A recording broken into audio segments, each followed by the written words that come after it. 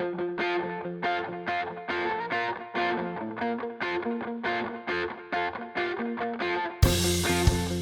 are listening to your New Puppies podcast, starting you and your dog off on the right paw.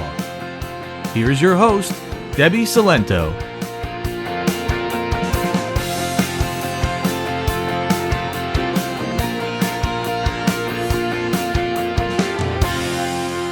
Hello and welcome to episode 96 of Your New Puppies podcast. I'm Debbie, and today we are going to talk all about pet insurance. So we're taking a little bit of a break from dog behavior and dog training, and it's not the most interesting topic, but I think it's very important to talk about. And I know this because I get this question all of the time. And I haven't done an episode on this beforehand because I've never had any personal experience with it. I've never looked into it before. I've never priced it and I've never had it. But now for this episode, I have some knowledge and some experience from my previous life where I understand insurance a little bit and how it works. I found a website that was a wealth of information that I'm going to link to in the show notes. And also, I did my own research for myself. I went and I got quotes and I looked at the differences and I did some comparisons to really kind of understand what are the different components? How much does this cost? And is it worth it? Which is the question I usually get. So I'm hoping by the end of this episode, you'll have a better understanding of what's involved in pet insurance and help you make the decision of, yes, I think I want to look into this further, or yes, I definitely want it. Because if that's the answer, as I mentioned before, there's a website that has a lot of information on it. So instead of making this like an hour-long episode, I'm going to send you there. So for now, I want to talk about what I want you to think about when you think, is pet insurance worth it for me? Is it for me?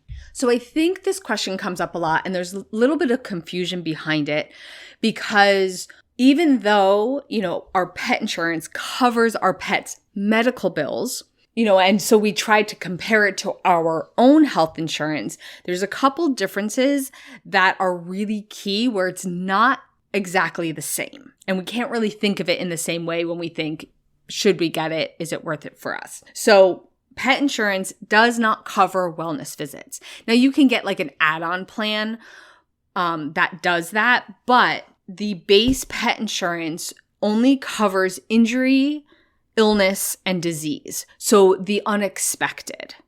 It also does not cover pre-existing conditions. So your pet can't get diagnosed with, say, arthritis, which is why I do not have pet insurance for Mariah, because she has a pre-existing condition, or gets diagnosed with cancer, and then you go and get pet insurance to help pay for those bills. You can't do that. They won't cover it because pet insurance is not the type of insurance that you get to help save you money. Pet insurance is the type of insurance you get to help shield you from an unexpected financial burden. So this is where I want to take a step back and just kind of talk about insurance in general, okay? Because I think this might help you make this decision. And this is where my past life comes into play, which is very rare that the two intersect, my past life and my current life. But I came from the corporate world, and there I worked as an actuary. And if you don't know, actuaries, most of them work in the insurance business. They're the ones that determine insurance rates. I didn't work there. I worked in pension, which is a very tiny slice of the actuarial field. But we all have to take the same professional exams. So I had to learn about the different models that they use to determine insurance rates because I was taking the same exams as them. So actuaries take probability models, data models, and they determined, okay, what's the likelihood of a payout? How much is that payout going to be? And what money needs to be given, or does someone need to pay over the long term to cover that expense?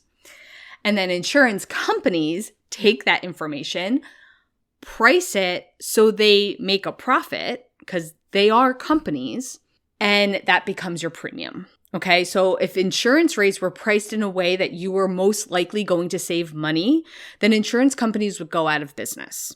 Now, I'm not saying that they won't save you money, but it can go either way. So keeping that in mind, the way you want to think about it is like, for example, I don't know about you, but every time I go on Amazon and I buy something that's over $10, they want me to get a protection plan. And it's not, am I going to need that or not? Is that going to save me money? It's, what's the worst that can happen? I'm going to have to replace this object, or I'm going to have to live without it. If I'm okay with either of those two things, if financially or personally I can deal with either one of those things, then that protection plan isn't worth it for me. But for years, I paid renter's insurance. Because renter's insurance, if you've never had it, it covers the stuff inside. Like, homeowner's insurance covers the house and the property and all of that. Renter's insurance just covers the inside, my stuff, really. And, when I thought about it, like if something were to happen in this space that I'm living in, and I had to replace all of my things all of the sudden, would I be able to do that? Probably not, because we're talking furniture, electronics, clothes, like all of it. And that insurance was $100 a year, which I could do. I could do that, but I can't replace all of my stuff all of a sudden all at once. So to me, it was worth getting that insurance. I never needed it, never paid it out, but I don't regret it because I had peace of mind that if something did happen, it was covered. Okay, so let's talk about pet insurance specifically, all right? Because pet insurance rates are somewhere between $30 and $60 a month.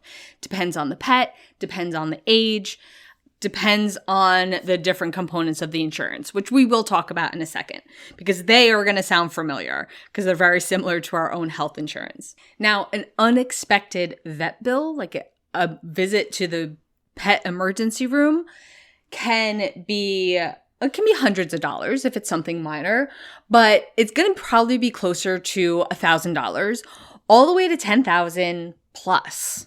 Okay, it really depends. For example, in my experience, it also depends on your area. I live in New Jersey where things tend to be a little bit more expensive. A single trip to the emergency room because my dog's throwing up in the middle of the night and now I see blood in it, it's going to cost me $1,000, like easy. Can you take that financial burden? Like, maybe it wouldn't be fun, but okay, you could handle it. If your dog is diagnosed with a chronic illness or something like cancer, that can get really expensive over time. Can you handle that financial burden? If the answer is yes, wonderful. More power to you. Love it. Pet insurance probably isn't for you. If that makes you panic a little bit, then we got to think about maybe pet insurance is a good idea compared to the $60 a month. Can you take an all of a sudden $1,000 hit, $3,000 hit, $10,000 hit? Something else to think about, because this is really what I think about, because I just went through it, is are you also the type of person who is going to want to do advanced medical care with your dog or your pet, your cat, your rabbit, whatever it is, if they get sick, if something happens? Are you going to want to go see that specialist? Are you going to want to do everything you can, within reason, keep making sure you keep your dog's quality of life and not have to think about the cost? Or at least have the cost be less of a burden or concern. On a personal note, that is probably the reason why I would do it, okay? Mariah does not have health insurance because I looked at it too late. She was diagnosed with arthritis because she is older, and the insurance companies were either going to make me pay like over $300 a month or they wouldn't cover her at all because of her pre-existing condition. Because they don't want you to all of a sudden be like, oh yeah, let me get insurance to help me cover this cost that I now know is coming. Because that's not the type of insurance that it is. So some of you might be thinking at this point, like, why is this so expensive? Why is veterinary care so expensive? Well, this is where it intersects with our own medical care. I mean, it's not a secret that medical care in general is very expensive. If we take a step back and compare our pets' care, our pets' vet bills to our doctor bills, if we were paying full cost, without insurance, veterinary care is still very much a bargain. But for decades, health care, the cost of it has skyrocketed, and veterinary medicine is not exempt from that. Plus, the flip side is that advances in veterinary care have come in leaps and bounds, and that's a good thing for us. There is now more advanced medicine that is available to us that never was before. X-rays, MRIs, CAT scans, specialists like oncologists and neurologists for our dogs, for our pets. Like, this has become normal care, which gives us more of an opportunity to keep our dogs healthy. And that's the whole thing. Like, this is all related to the fact that more and more we're bringing these animals into our world, and we're keeping them as our pets, as part of the family, which includes keeping them as healthy as we can. So, for example, when I was going through Lucy's cancer diagnosis, she had to go through surgery to get a biopsy and have a CAT scan at the same time to see what was going on. And that cost over $3,000 by itself. But that might not have even been an option for me 30 years ago. So that's why that high vet bill wouldn't have existed and pet insurance didn't exist. So, that's just something to keep in mind. Like, that's how expensive it can get. And it's not because it's a racket. It's because that's the cost of medical care. Okay. Now, you might go through this. You might not. That's why we keep going back to the question of, if it happens, can I take that financial burden? Am I going to want to do those advanced medical treatments without having to worry about that financial burden? Okay, so hopefully all of that has helped you kind of make more of a decision of, okay, yes, I definitely need it, or I want to look into this further, or I'm done, I'm good, I don't need it.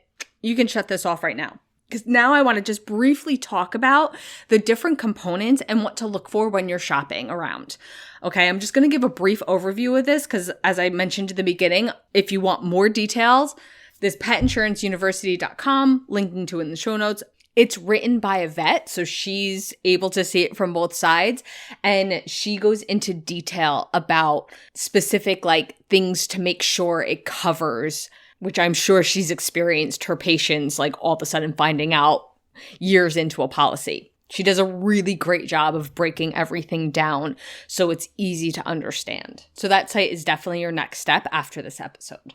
So the different components of pet insurance are premiums, which is what you pay monthly, deductibles, which is what you pay before your insurance kicks in, copays, that's the amount that you share with the insurance company. So maybe it's 20, 80, you pay 20%, the insurance pays 80%, and max payouts. Sometimes that max payout is, yearly per incident, or sometimes even lifetime.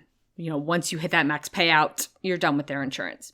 So all of that sounds familiar, right? That's why it's so hard not to compare it to our health insurance. But those are the different components. So some differences, which kind of go in our favor, is that there's no networks. As long as you go to a certified vet, then your insurance will cover them. They don't have networks like our doctors do. And the billing is different, where a lot of times you pay your vet and then you submit it. So it doesn't go straight through your vet. I think that might be changing a little bit, but as of this recording, a lot of them, that's how they're set up. As I mentioned, pre-existing conditions aren't covered and wellness is not covered. Now, when looking at different plans, and I'll link in the show notes where I went, where it's you put in all your information. I think it was Forbes, and they give you a whole bunch of different places, and so you can compare it all on one page. But what I noticed is, there was a big difference in cost, but there was always a give and take. So if it was a super low premium, it was because it was a super high deductible or super low maximum payout. So that's one, something to be cautious of. And two, something that maybe you can use. Like you're like, okay, I can take $1,000, but I can't take 3 or 10,000. So maybe you get a plan with a high deductible and that keeps your monthly rate lower. Or maybe you can play with a copay schedule, which could make your premium a little lower. So you could use it and also be wary because when there's a low premium, there's usually a reason for it. But that doesn't mean all high premiums are worth it. You got to look at the details, including the details of what, conditions, diseases, injuries that are covered. Some are going to have exemptions. Okay. Again, this is where the website I've mentioned goes into lots of detail, but I just want you to be aware that not all the policies are created equal, even once you get past deductibles and copays and max payouts and stuff like that. Okay, my goal for you was to have a better idea of if pet insurance is for you, at the very least, to know if you need to look into it further. So on a personal note, if this is helpful for anybody, the decision I would make for myself is if I were to get a new dog tomorrow, I am not. That is not in the cards right now. But if I were to, whether it be a puppy or I adopt an older dog, I would look into getting them pet insurance. As somebody who has experienced the unexpected high vet bill more than once, it would be something that I would definitely want. As I mentioned before, I'm also somebody who's going to want to make decisions about more advanced healthcare for my dog. And I don't want to have to make that decision based on what does it cost or what can I afford. I want to be able to make the decision on what's best for my pet. And my personal financial situation, I can't just say, do everything and I'll figure it out later. The only reason why Mariah does not have pet insurance or I don't have a policy for her is because of her pre-existing conditions and her age. The expense that I would have to pay monthly is not worth it for me at this stage. Okay, so check out the show notes for the links. And that is all I have for you today. If you are enjoying this podcast, you can rate and review it so other puppy owners can find the podcast. If you would like to continue training with me, I have both virtual and in-person training, including my signature course, Your Perfect Puppy, for brand new puppy owners that has detailed lessons of everything you need to know to raise your new puppy, plus direct live access to me to help you with all of your training questions. You can find more information on that at playtimepaws.com/puppy. For everything else, simply go to my website, playtimepaws.com, and click Work With Me. Otherwise, I will see you back here next time. I look forward to speaking with you soon. Bye for now.